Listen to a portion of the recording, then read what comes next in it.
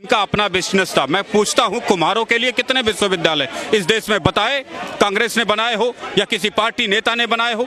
यादवों के लिए कितने विश्वविद्यालय बनाए गए? लोहारों के लिए कितने विश्वविद्यालय बनाए गए? सुनारों के लिए कितने विश्वविद्यालय इस कांग्रेसियों ने बनाए या किसी पार्टी नेता ने बनाए? जब आपके यहाँ रोजगार पैदा करने वाले किसी जाति के लिए, किसी ट्रेड के लिए, किसी बिजनेस के लिए, किसी इंजीनियरिंग के लिए कोई विश्वविद्यालय नहीं, कोई यूनिवर्सिटी नहीं, कोई कॉलेज नहीं, the best professionals are called caste in India. लोहार को दुनिया का सबसे बेहतरीन इंजीनियर मानते हैं आप, और उस इंजीनियर को ना टेक्नोलॉजी दी, ना आपने कोई तकनीकी विश्वविद्यालय दिए, ना कोई शिक्षा दी, सिर्फ अंग्रेजों की पद्धति से शिक्षा देते रहे। इससे देश का विकास हो जाएगा क्या? यदि आपको देना है जाति के नाम पर, मान लीजिए राहुल गांधी, कौन सा बिजनेस इनके बाप का, इनके नाना परदादा का है? बताइए मुझको। नीतीश कुमार के बाप दादा का कौन सा बिजनेस है? मुझे बताइए। यादव, ये लालू यादव की फैमिली का कौन सा बिजनेस है? बताइए। वो करते हैं क्या वो बिजनेस? इस जमाने से बहुत आगे निकल गया जब पोस्टर दिखा करके राजनीति की जाती थी और वोट ले लिया जाता था। आज हर फैक्ट, हर सत्य, हर चीज का एक एक ब्यौरा एक एक बच्चे के सामने है। तुम ठाकुर का बराबर के नाम पर वोट ले लोगे समझते हो? तुम्हें विकास का परचम लहराना होगा तब वोट मिलेगा, तुम्हें सम्मान का परचम लहराना होगा तब वोट मिलेगा, तुम्हें कीर्तिमान स्थापित करने होंगे तब वोट मिलेगा। ये ठाकुर, बावन, बनिया, हरिजन, ओबीसी, जनरल, एससी, एसटी का आप फोटो दिखा करके तुम वोट बैंक हासिल नहीं कर सकते किसी का, क्योंकि हर व्यक्ति सोच रहा है कि उसके परिवार में तरक्की हो, उसके समाज की तरक्की हो, उसके राज्य की तरक्की हो। वो तरक्की सुनिश्चित करो, वोट तो वैसे ही मिल जाएगा। जरूरत है उन प्रोडक्ट्स, उन बिजनेस को, मॉडल को ऊपर लाने की।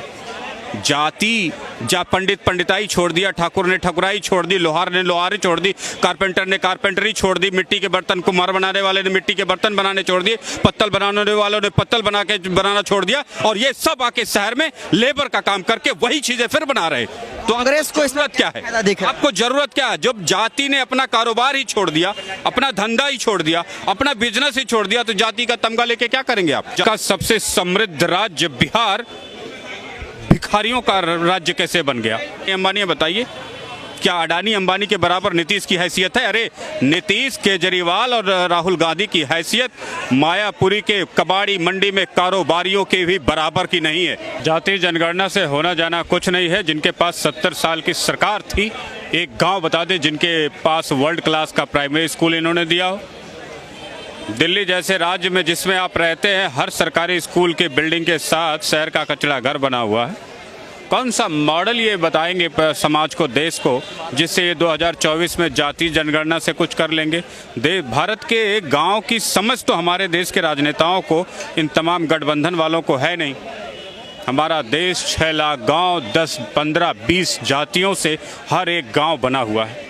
एक स्पेशल इकोनॉमिक जोन की तरह बसा ये भारत की समझ अगर भारत के ये राजनेता और राजनीतिक पार्टियां अब तक रखती तो ये सोने की चिड़िया होता फिर एक बार। क्योंकि इससे पहले जब सड़कें नहीं थी, जब ये जाति जनगणना का विष नहीं बोया गया था, जब समाज में इस तरीके की व्यवस्थाएं नहीं थी, इस तरीके के राजनेता नहीं थे, तब हमारा देश सोने की चिड़िया हुआ करता था। क्या सोने की चिड़िया बनाने का काम केवल ठाकुर करता था या पंडित करता था? जब देश का हर एक देशवासी समृद्ध भारत की योजना में लगा था, तब ये सोने की चिड़िया देश बना था। आज क्यों नहीं बना देते सोने की चिड़िया इस देश को? इन्हीं की गंदी राजनीति, इन्हीं की ओछी राजनीति, इन्हीं की देशद्रोहियों जैसी राजनीति का परिणाम है कि हमारा देश इतनी सारे संसाधनों के बाद भी गरीब देशों में गिना जाता था। का सबसे समृद्ध राज्य बिहार भिखारियों का राज्य कैसे बन गया? जब अपने राज्य में आप उद्योगपतियों को, छोटे छोटे व्यापारियों को, कारोबारियों को सम्मान नहीं देंगे, सुरक्षा नहीं देंगे, उनकी समृद्धि नहीं होगी, तो उनके यहाँ लेबर कहाँ से आएगा? आपका राज्य विकसित कहाँ से होगा? आप कहाँ से विकसित होंगे? तो भारत और तमाम राज्य के मुख्यमंत्रियों, विधायकों, सांसदों, पार्षदों, तुम्हारी स्थिति एक गुंडे मवाली की अगर ना होती तो तुम अपने राज्य के व्यापारियों को सुरक्षा देते और तुम्हारा राज्य सोने की तरह चमकता हुआ राज्य बनता। उत्तर प्रदेश में योगी आदित्यनाथ ने क्या किया? सिर्फ गुंडों में दहशत पैदा की और राज्य दुगनी चौगुनी गति से प्रगति के मार्ग पर अग्रसर हो गया। बिहार के राजनेताओं, तुम तो 100% गुंडे मवालियों की तरह काम करते रहे, वसूली करते रहे। वसूली गैंग में सबसे ज्यादा नाम अगर लिस्टेड किसी का रहा तो विधायकों का रहा, सांसदों का रहा बिहार के, जिसका नतीजा हुआ ना वहां इंडस्ट्री लगी, ना व्यापारी ग्रोह हुआ, ना कोई लेबर गया, ना कोई आपके ही राज्य के लेबरों को दूसरे राज्य में जाके नौकरी करनी पड़ी उन्हीं फैक्ट्रियों में, उन्हीं कंपनियों में जिसके हुनर आपके राज्य के युवा रखते हैं।